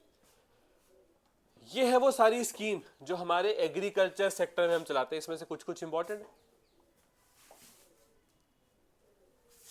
ये एडिबल क्या होता है? एडिबल जो चीज खाई जा सकती है, ठीक है। हाई यील्डिंग सीड्स क्या होते हैं? आपके पास 1 एकड़ जमीन थी, उसमें से पहले 50 बोरियां निकलती थी अनाज की, अब आपने 70 निकालनी शुरू कर दी। खेत उतना ही है, बस आपने हाई यील्डिंग सीड्स यूज करनी शुरू कर दी, उसका आउटपुट ज्यादा होता है। सब्सिडी क्या होता है? सब्सिडी कि वैसे फर्टिलाइजर की बोरी 100 रुपए की थी, 40 रुपए सरकार ने दे दी, अब किसान को 60 रुपए देने। किसान क्रेडिट कार्ड क्या होता है? आपको छोटे छोटे लोन्स मिल जाते हैं। पीएम किसान क्या होता है? हर साल 6,000 रुपए किसानों के अकाउंट में जमा कराया जाता है, 2,000 2,000 2,000 की 3 किस्तों की तरह। तो ये वो सारी चीजें जो एग्रीकल्चर सेक्टर में चलाई जा रही हैं, जिसकी वजह से अच्छी खासी ग्रोथ या अच्छा खासा आउटपुट हमें एग्रीकल्चर सेक्टर में देखने को मिला है। यहां पर किस बारे में बात हो रही है? सर्विसेज। सर्विसेज हमारी हमेशा से स्ट्रांग है। दो तरह की चीजें होती है, गुड्स और सर्विसेज। गुड्स में हम स्ट्रगल करते हैं, सर्विसेज हमारी हमेशा से स्ट्रांग है। इंडिया के बाहर भी बहुत बेचते हैं, इंडिया के अंदर भी बहुत बेचते हैं। देख लो, आपको हर जगह ग्रोथ ही ग्रोथ देखने को मिलेगी। इसमें तो अलग से समझाने वाली चीज भी बहुत लिमिटेड सी है।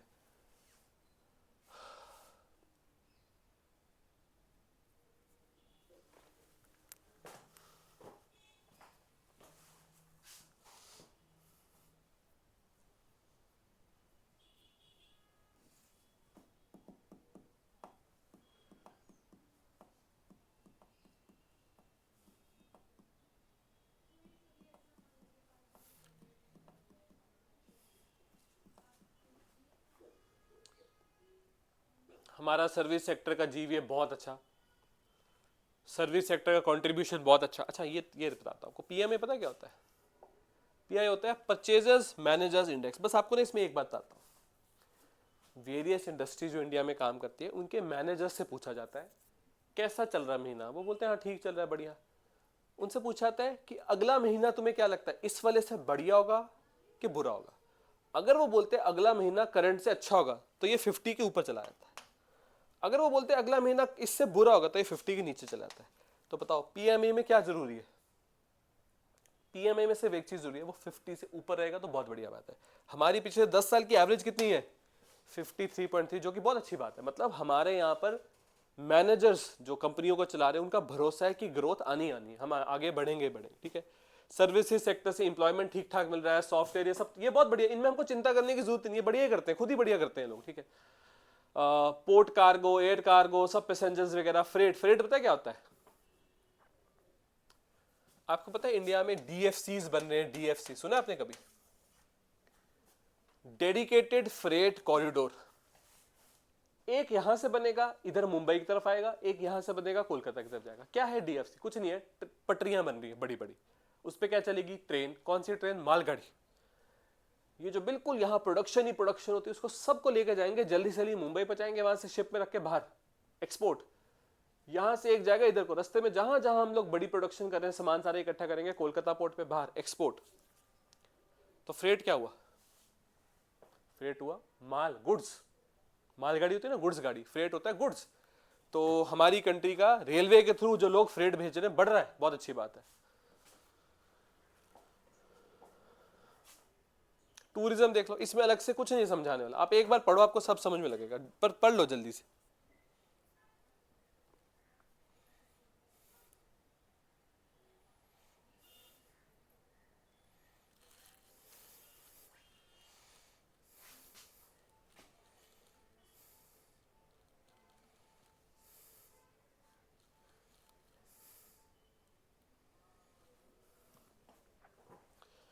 डोमेस्टिक टूरिस्ट बढ़ा, इंटरनेशनल टूरिस्ट बढ़ा, एवरेज होटल ऑक्यूपेंसी अच्छी रही, मतलब 100 में से 60 कमरे लगे रहे। मेडिकल टूरिज्म बढ़ा, मीडिया एंटरटेनमेंट बढ़ा, गेमिंग इंडस्ट्री बढ़ी, रियल एस्टेट बढ़ी। आईटी सेक्टर ने ग्रो किया, स्टार्टअप्स इंडिया में बढ़े।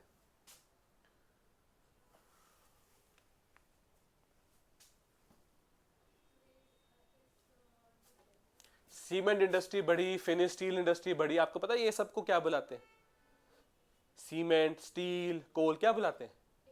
8 कोर इंडस्ट्रीज। ये 8 इंडस्ट्रीज है, इनका ग्रो होना जरूरी है। बताओ ये 8 कोर इंडस्ट्रीज कौन कौन सी होती हैं?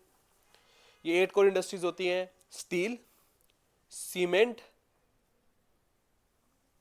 Crude oil, refined petroleum products, electricity, coal, fertilizer, और एक कौन सी रहेगी? एक कोई रहेगी, ठीक है, गैस है, पता नहीं, सीमेंट बोल दिया।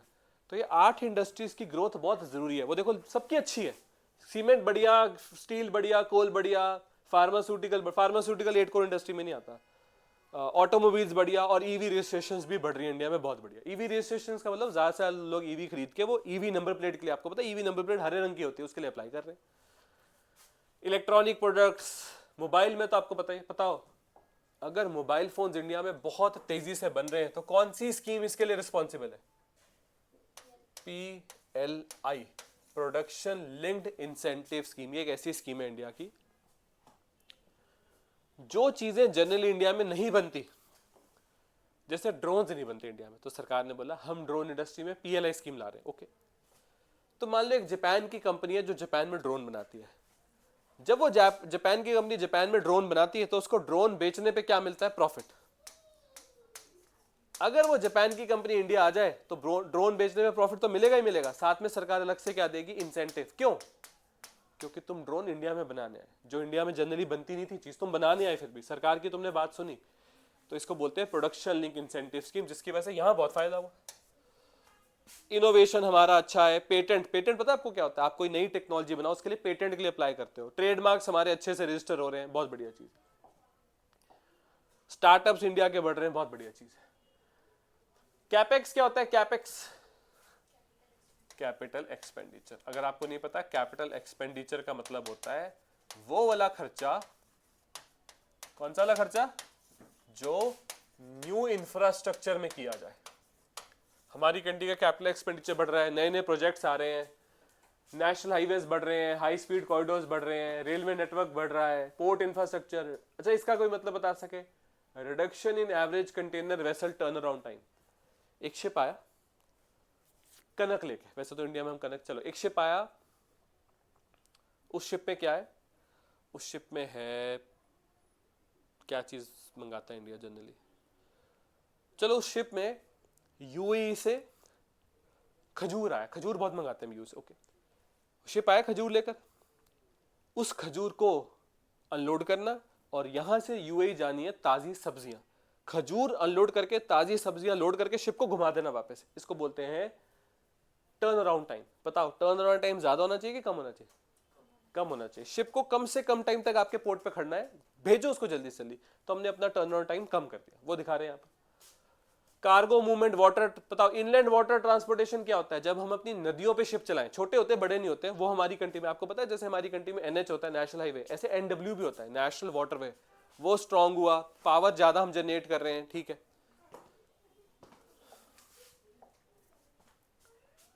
टेलीकम्युनिकेशन स्ट्रांग हो रहा है, टेलीकॉम एक्सेस ज्यादा से ज्यादा लोगों तक पहुंच रही है, इंटरनेट और ब्रॉडबैंड कनेक्टिविटी आसान हो रही है।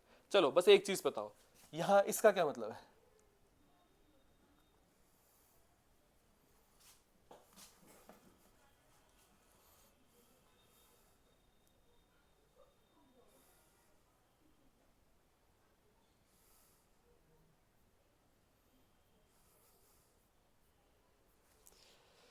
2014 में एक इंडियन को एक एवरेज जीबी के लिए कितने पे करने पड़ रहे थे? तकरीबन 250 रुपए से ज्यादा। आज आपको 1 जीबी के लिए मात्र 8 रुपए पे करने पड़ रहे हैं। 2014 में एक इंडियन एवरेज स्मार्टफोन पूरे महीने में कितने जीबी इंटरनेट खा रहा था? 0.06, मतलब 60-70 MB। आज कोई एवरेज डिवाइस एक महीने में 25 जीबी से नीचे नहीं खाता। बहुत, मतलब लोगों ने, आप देख रहे हो कंजम्पशन कितनी बढ़ा दी अपनी इंटरनेट की। यहां पर आखिर में क्या लिखा हुआ है आपको पता होगा, हम टैप वाटर कनेक्शन देना चाहते हैं to every Indian household. उसका 81% का मतलब, इंडिया में अगर 100 घर है तो 81 घरों तक हमने टैप, बताओ टैप कनेक्शन पहुंचाने का फायदा क्या है? लोगों को पानी लाने के लिए ट्रैवल नहीं करना पड़ेगा, क्लीन पानी घर तक आएगा तो बीमारियां कम हो पाएंगी, ये फायदे होते हैं हमको। पता है इस इनिशिएटिव का नाम क्या है? हर घर जल, हर घर जल हर घर नल। ठीक है, अगर आपने कभी सुना हो। बड़ी इंटरेस्टिंग बात लिखी हुई है। सोलर एनर्जी बनाना हो ये सब लगता है, विंड एनर्जी बनाना हो ये सब लगता है, क्यों ना हम न्यूक्लियर पे ज्यादा इंटरेस्ट फोकस करें? तो न्यूक्लियर पे ज्यादा फोकस करना है, न्यूक्लियर से ज्यादा बिजली बनानी, तो क्या चाहिए? Nuclear power plant. तो उसके लिए शांति बिल है तो है, जिसमें प्राइवेट इंडस्ट्री को जगह दी गई है कि तुम पूरे न्यूक्लियर पावर प्लांट का कितने % ओन कर सकते हो, कितने % ओन कर सकते हो पता है आपको? शांति बिल कहता है कि प्राइवेट इंडस्ट्री चाहे तो पूरे न्यूक्लियर पावर प्लांट का 49% तक ओन कर सकती है, बाकी 51% हमेशा सरकार का ही रहेगा। तो इससे न्यूक्लियर इंडस्ट्री में, या कह लो न्यूक्लियर इंडस्ट्री से बिजली बनाने में प्राइवेट इन्वेस्टमेंट्स बढ़ेंगी बहुत ज्यादा। पढ़ो, यहां से पढ़ो। तो बताओ इकोनॉमिक सर्वे सरकार को क्या रिकमेंड कर रहा है? कह रहा है न्यूक्लियर पावर प्लांट्स बनाओ और छोड़ो ये सोलर वगैरह, ये जितना थोड़ा बहुत बनाना बनाओ बस। नहीं, वो ये नहीं कह रहे सोलर बंद कर दो, वो कह रहे हैं सोलर चलता रहे अपनी स्पीड पे, पर जो इंडिया की एक्चुअल डिमांड है ना बिजली की, वो वहां से पूरी करो। न्यूक्लियर बढ़ाओ जितने बढ़ा सकते हो। क्या इंडिया की सारी स्टेट में इस टाइम पे एक न्यूक्लियर पावर प्लांट है? नहीं है। पंजाब के पास नहीं है, हिमाचल के पास नहीं है, उत्तराखंड के पास नहीं है, हरियाणा में बन रहा है, राजस्थान के पास है, गुजरात के पास है, महाराष्ट्र के पास है, एमपी के पास नहीं है। पहले तो सबसे पहले हर एक स्टेट में एक एक न्यूक्लियर पावर प्लांट लगाओ, वहां से फिर उसको 2 करो 3 करो, बढ़ाओ उसको ज्यादा से ज्यादा। चलो बताओ, आज से 3 साल पहले यूपीएससी ने सवाल पूछा था, हरियाणा में कौन सा न्यूक्लियर पावर प्लांट बन रहा है जो दिल्ली एनसीआर के बहुत नजदीक है? उसका नाम है गोरखपुर न्यूक्लियर पावर प्लांट। वैसे गोरखपुर कहाँ की फेमस जगह है? यूपी की। गोरखपुर यूपी का फेमस है, पर यहाँ गोरखपुर न्यूक्लियर पावर प्लांट बन रहा है हरियाणा। ठीक है,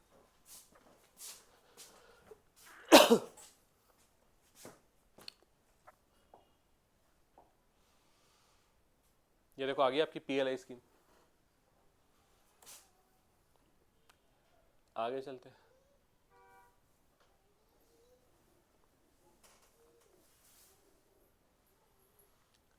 एनवायरमेंटल गवर्नेंस में क्या क्या रीसेंट चेंजेस आए, इंडिया और क्लाइमेट चेंज में इंडिया ने क्या क्या स्टेप्स लिए, मतलब ये ऐसा कुछ नहीं है कि आप डिटेल से पढ़ो, बस एक बार नजर घुमा लो बहुत है।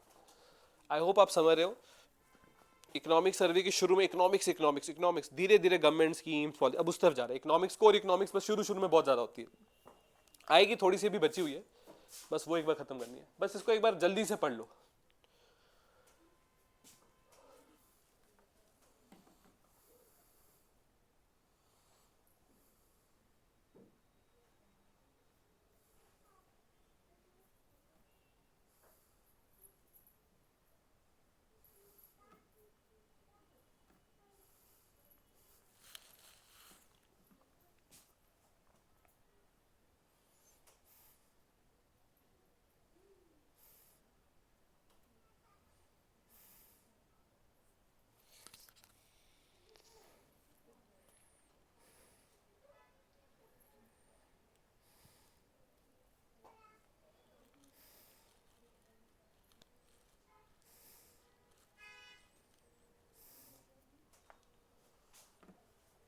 आगे चलते हैं।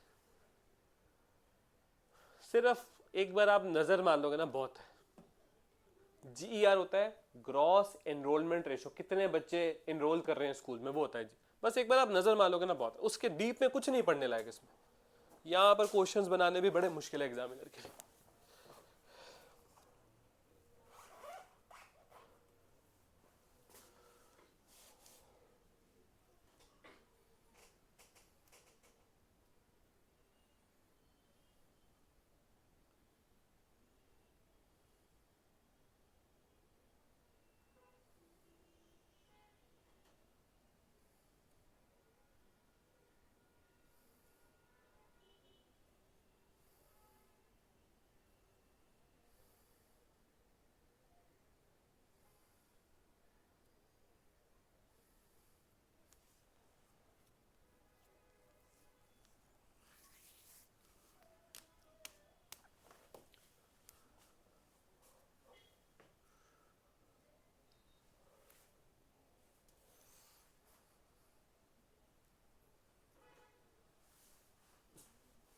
लाइफ एक्सपेक्टेंसी ऑफ 70.3, बंदा एक एवरेज इंडियन 70 साल तक पहुंच सकता है। पहले तो बहुत सारी प्रॉब्लम्स थी, न्यूट्रिशन ठीक नहीं था, बीमारियां थी, वो सब सॉल्व करी हमने इतने सालों में।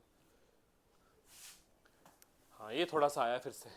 लेबर फोर्स पार्टिसिपेशन अगर बढ़ेगा तो क्या अपने आप ही घटेगा? अनएम्प्लॉयमेंट। पिछले साल 29 लेबर लॉज को इकट्ठा करके क्या बनाए? 4 लेबर कोड्स बनाए। उसमें क्या क्या हुआ होगा, क्या क्या चेंजेस है, पढ़ लो। जैसे फीमेल पार्टिसिपेशन बहुत ज्यादा बढ़ाने के लिए प्रोविजन डाली गई है।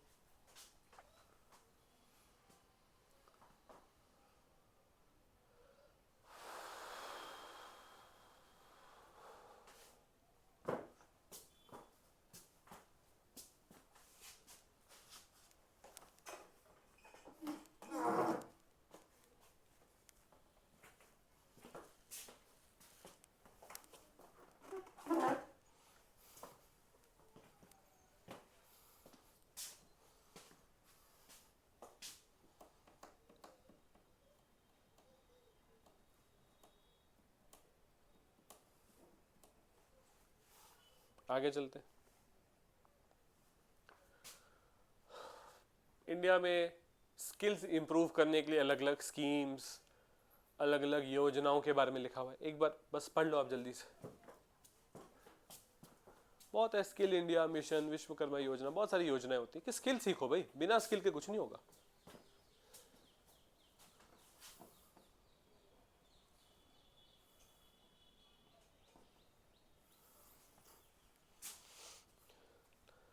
अगर आपको पता हो कोई बच्चा 9वीं 10वीं क्लास से रेडी है कि उसने यूएस, कनाडा, ऑस्ट्रेलिया जाना है, और जाना कब है? बस उसने कॉलेज खत्म करते जाना है, तो बताओ उसका फोकस क्या होता है?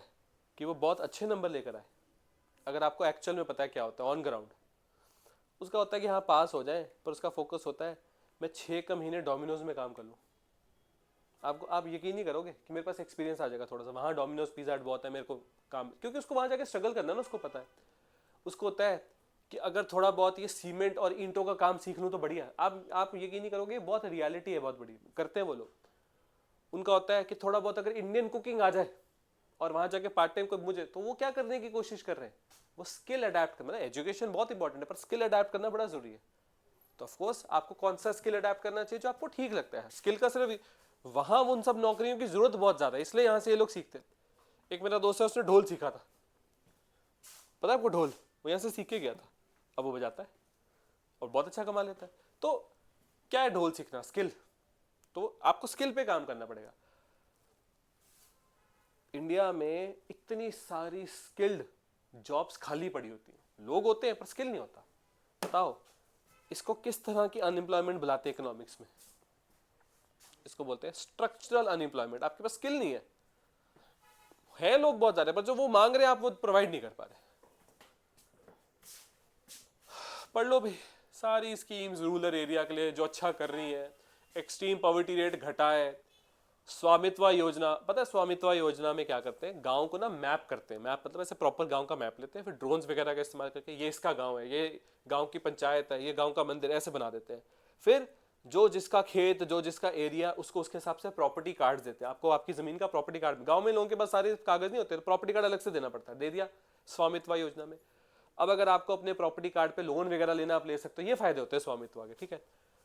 पता है ड्रोन दीदी क्या होता है? ये किसान को खेतों में छिड़काव के लिए, फर्टिलाइजर सबके लिए, तो सब्सिडाइज रेट पे छोटे छोटे ड्रोन दे दिए जाएंगे। और सरकार चाहती है उनको ऑपरेट करने की जो स्किल है वो फीमेल्स को सिखाया जाए, क्योंकि वो काम बहुत आराम से किया जा सकता है और उसमें एक अच्छी खासी इंप्लॉयमेंट है। हर घर जल, हाउसिंग फॉर ऑल, ये सब रूरल सेक्टर में क्या क्या स्कीम्स हैं और क्या क्या अच्छा कर रही है वो सब लिखा हुआ है। देखो इस बार अलग से एक चैप्टर किसको दिया है? एआई को। ये मैं बस अभी थोड़ी देर में आपको भिजवा दूंगा स्लाइड्स, तो आपने एक बार अच्छे से देखनी है जरूर, ठीक है। पढ़ लो भाई एआई के लिए अलग से क्या कुछ है, बस एक बार पढ़ लो। ये देखो स्किल्स पे काम करना बड़ा जरूरी है। सब स्किल आएंगे तो आपको अच्छी इंप्लॉयमेंट मिल सकती है।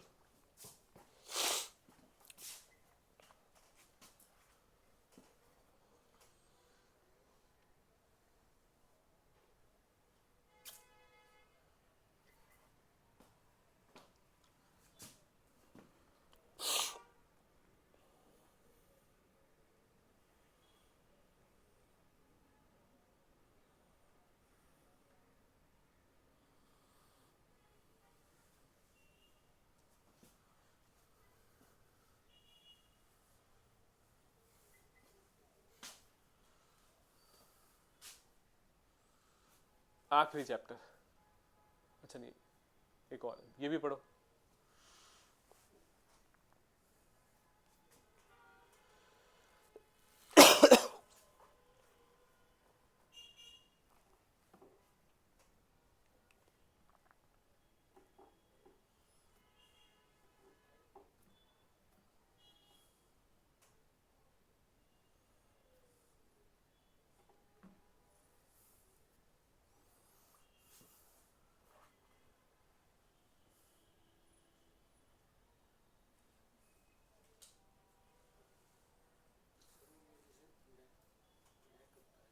क्या होता है internet? One of the cheapest, सबसे सस्ता नहीं हमारा। आप समझ रहे, internet is a classical example of very high GVA. मतलब क्या है इंटरनेट? कंपनियों, जियो और एयरटेल का क्या जा रहा है आपको इंटरनेट प्रोवाइड करने में, बताओ, सोचो। उनका क्या लग रहा है जेब से? बिजली लग रही है उनकी सिर्फ। ये ऑप्टिकल फाइबर केबल में लाइट मारते हैं वो, उसको तो इंटरनेट बोलते हैं। पर हमें ये समझ में लग गया था कि इंटरनेट से इंडस्ट्री बहुत बड़ी बन सकती है। तो इवेंचुअली हमारी कंट्री में इंटरनेट सस्ता करवाया गया। पहले बहुत महंगा होता था। इसमें एक बहुत बड़ा चेंज तो लेके आया था, अगर आपको नहीं पता, जियो। जियो आया तो उसने एकदम से प्राइस, क्योंकि उसने बहुत बड़ी मार्केट देखी इसमें, तो उसकी विजन थी और उसने करवा के दिखाया। ये तो दुनिया में आज भी ऐसी कंट्रीज है वहां पर एक एक जीबी के लिए कितना कितना पे करना पड़ता है। इंडिया में कुछ नहीं। अगर इंडिया में आपके बगल वाले घर में वाईफाई लगा, आप उसको बोलो कि मैं आपका वाईफाई यूज कर सकता हूँ, उसको कोई दिक्कत नहीं। क्यों? अनलिमिटेड है। हर कंट्री में ऐसा नहीं होता, लिमिट होती है। आपको पता है कुछ कुछ कंट्री में व्हाट्सएप कॉल पे पैसे देने पड़ते हैं। अगर आपको याद हो, पहले आप जब फोन कॉल करते थे मिनट्स गिने जाते थे और उसके हिसाब से मिनट्स कट होते थे। जैसे आप 500 मिनट का रिचार्ज कराते थे, आपने 4 मिनट बात करी, 500 मिनट में से 4 मिनट माइनस। पता नहीं आपको याद होगा, ये बहुत पुरानी 10 साल पहले ऐसे रिचार्ज होता था। अब तो आप अनलिमिटेड, सब कुछ अनलिमिटेड करते हो, पहले ऐसे नहीं होता था। 50 मैसेज मिलेंगे महीने में, 500 मिनट की कॉलिंग मिलेगी, ऐसा होता था पहले। तो आपने 10 मिनट बात करी, 500 मिनट में से 10 मिनट माइनस। कुछ कंट्री में व्हाट्सएप कॉल पे भी लिमिट होती है, आपको व्हाट्सएप कॉल का रिचार्ज कराना पड़ता है।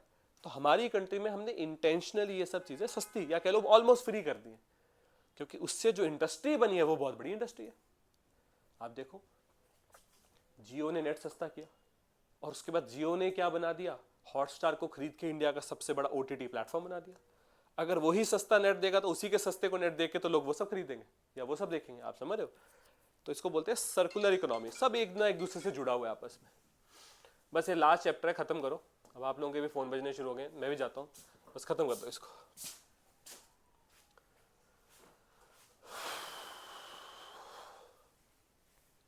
अर्बनाइजेशन क्या होता है? अर्बनाइजेशन होता है गांव से शहरों की तरफ लोगों का जाना। उसमें बड़ा कुछ करना पड़ता है, हाँ, साफ साफ लिखा हुआ है। अर्बनाइजेशन में हमने अच्छा नहीं किया। ये देखो, बेंगलुरु, मुंबई, न्यू दिल्ली में लोगों ने 100 घंटे तो ट्रैफिक जाम में फंसा दिए। Waste of GDP. मान लो मुझे बोला गया था 9 to 5 आओ और महीने का हम आपको 30,000 देंगे। मैंने कैलकुलेट किया, हफ्ते में 5 दिन काम पे जाना है, 9 to 5 कितने घंटे हुए? सुबह 9 से शाम के 5 बजे तक, 8 घंटे। हाँ, मुझे लगा ठीक है। मैंने कैलकुलेट किया कि कितने दिन जाऊंगा मैं महीने में, 5 के हिसाब से तो मैं जाऊंगा महीने में कुछ 25 से 26 दिन। रोज के 8 घंटे दूंगा, उसमें से लंच टाइम निकाल के, ये ठीक लग रहे हैं। पर एक्चुअल में 9 to 5 कुछ नहीं होता। 9 to 5 अगर मैं नौकरी कर रहा हूँ और मैं चंडीगढ़ में रहता हूँ तो 9 बजे नौकरी पे पहुंचे, मुझे 8 बजे घर से निकलना पड़ेगा और 5 बजे करके मैं 6 बजे घर पे पहुंचूंगा। पर अगर मैं दिल्ली में रहता हूँ तो मुझे 7 बजे घर से निकलना पड़ेगा और मैं 7 बजे वापस आऊंगा। तो 12 घंटे की नौकरी होगी। आप समझ रहे हो? क्यों? क्योंकि हमारा अर्बनाइजेशन अच्छा नहीं है, बहुत चीजें गलत है। पढ़ो इसको, जल्दी से पढ़ो। बड़ी चीजों के बारे में बात हुई है, पोल्यूशन के बारे में, ट्रैफिक के बारे में। इसको इंप्रूव करना जरूरी है। क्या क्या शहरों को करना चाहिए बताओ। नॉन टेंजिबल चेंजेस क्या होते हैं? नॉन टेंजिबल, एक तो चेंज होता है आपने सड़क बड़ी कर दी, ट्रैफिक कम लगे, आपने लाइटें लगा दी, ट्रैफिक कम लगे। एक होता है आप लोगों को समझाओ कि भाई ऐसे गाड़ी चलानी ढंग से, ये तुम फंसा के बैठ गए गाड़ी, सारा ट्रैफिक रोक दिया। तो इसको बोलते हैं नॉन टेंजिबल। आपको पता है यूनेस्को में 2 तरह की हेरिटेज होती है। एक होता है टेंजिबल हेरिटेज, ये महल, ये किला टेंजिबल। बताओ यूनेस्को की इनटेंजिबल हेरिटेज क्या है? पिछले साल उन्होंने इंडिया की तरफ से यूनेस्को इनटेंजिबल हेरिटेज में क्या ऐड किया? लास्ट ईयर दीपावली ऐड करी है, उससे पहले दुर्गा पूजा, उससे पहले रामायण, ये सब इनटेंजिबल, इनटेंजिबल आप छू नहीं सकते, बस एक्सपीरियंस कर सकते हो। ठीक है, ठीक है, ये था आपका सारा इकोनॉमिक सर्वे। इसकी फाइल मैं आपको भिजवा दूंगा, प्लीज़ अच्छे से एक बार पढ़ लेना, और उसके बाद भी कोई सवाल हो तो अगली क्लास में पूछ लेना। मिलते हैं अपनी नेक्स्ट क्लास में। Thank you.